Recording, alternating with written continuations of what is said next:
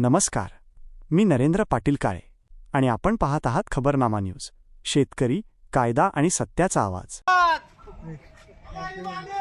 हमारी मांगे पुरी करो. 2019च्या शेतकऱ्यांना सरसकट कर्जमाफी. 2019च्या शेतकऱ्यांना सरसकट कर्जमाफी झालं. आज आमच्या खुडसरगाव येथे फडणवीस सरकारने जी कर्जमाफीची घोषणा केली अहिल्याबाईंच्या नावाने, त्या नावाला या महायुती सरकारने कलंक लावलेला आहे.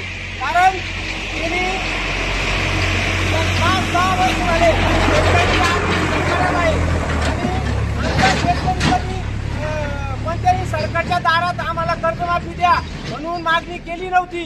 परंतु तुम्ही तुमच्या खुर्चीसाठी आमचा उपयोग करून घेतला. आम्हाला 2024ला तुम्ही सरसकट 2 लाख रुपये कर्ज माफ करू असे आश्वासन दिले आणि त्यानंतर आम्ही तुमच्या भरभरून मतदान केलं. तुमचे 200 आमदार निवडून दिले.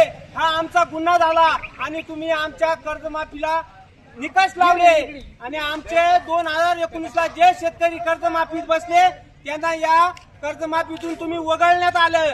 अरे 2-2 वर्ष 3-3 वर्ष झाले त्या साखर कामगारांना त्यांचे पगार मिळत नाही आणि तुम्ही सांगता की त्या गरीब कामगारांना तुम्ही त्यातून वगळले आहे.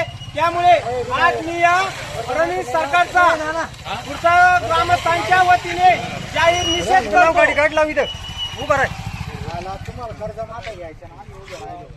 टरबूज भाव वाढलेले